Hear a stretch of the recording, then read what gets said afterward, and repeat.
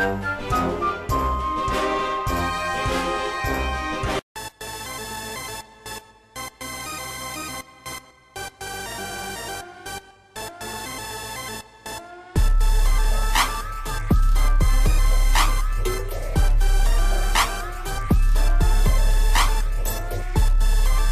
plus célèbre des encyclopédies collaboratives d'Internet vient de fêter ses 15 ans en ce 18 janvier 2016.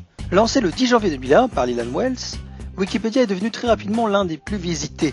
Ce sont plus de 500 millions de visiteurs par mois, 18 milliards de pages vues et 80 000 contributeurs par jour. Le site est financé par les dons à l'association Wikimedia. Souhaitant garder son indépendance, il a ainsi pu récolter 75 millions de dollars, soit une hausse de 44% par rapport à la période précédente. Malheureusement, le site peine encore à avoir une certaine légitimité auprès des différents publics, notamment à cause des contenus contestés, contestables et des fausses contributions qui y sont faites.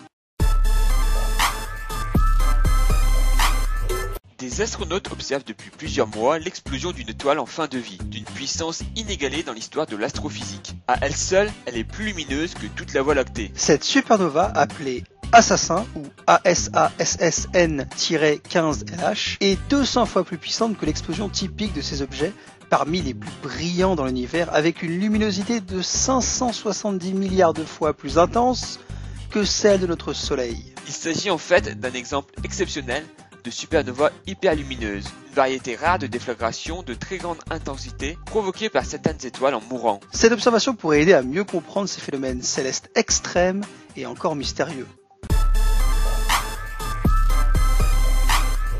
L'association Gamel Plaine, qui veut lutter contre l'exclusion sociale des personnes en situation de précarité en les aidant à garder, nourrir et soigner leurs animaux de compagnie, a organisé ce dimanche à Caen une opération de charité pour les animaux des SDF. Situés au quai François Mitterrand, vétérinaires, toiletteuses et bénévoles ont distribué croquettes, soins et tendresse aux meilleurs amis de ceux qui n'ont plus rien. Gamel Plaine a été créé à Caen et contribue chaque année à la distribution de plus de 6 tonnes de croquettes à quelques 1000 familles précaires. Plus de 60 chiens sont soignés grâce à l'association en coopération avec les vétérinaires de Veto pour tous. Une belle opération de solidarité envers ces joyeux compagnons fidèles et loyaux qui, eux au moins, ne partirent pas en courant quand la bise fut venue. Glenn Frey, guitariste de The Eagles, est mort ce lundi 18 janvier des suites de 3 maladies conjointes, dont une pneumonie, a annoncé sa famille et le groupe. On se souvient tous du titre Hotel California, sorti en décembre 1976, plus grand succès du groupe, vendu à plus de 30 millions d'exemplaires, composé par Glenn Frey avec Don Henley. Avant de rejoindre The Eagles, Glenn Frey avait fait partie du groupe de Linda Ronstadt en 1971 pour son Summer Tour. Il rejoint ainsi The Eagles, puis continue sa carrière en solo en 1980 avec des titres connus comme The Hate Is On, le flic de Beverly Hills, et ou Belong to the City, deux flics à Miami. Glenn aura même une carrière d'acteur entre deux tournées de The Eagles, reformée pour l'occasion, avec des rôles dans Deux flics à Miami et la série Nashville. Petit anniversaire plein de pop culture en ce jour, mais en 1985, il y a 31 ans, c'était le carton plein pour la bande originale de SOS Fantôme. Ray Parker Jr. écrit le tube en quelques heures, inspiré par le jingle d'un spot publicitaire dédié à une société de plomberie, diffusé à 4h30 du matin. Il décide alors de reprendre son slogan « Who gonna call Ghostbuster ?» Ghostbuster est nominé la même année aux Grammy Awards et aux Golden Globes dans la catégorie meilleure musique originale. D'ailleurs, le film et la musique ne vont pas l'un sans l'autre.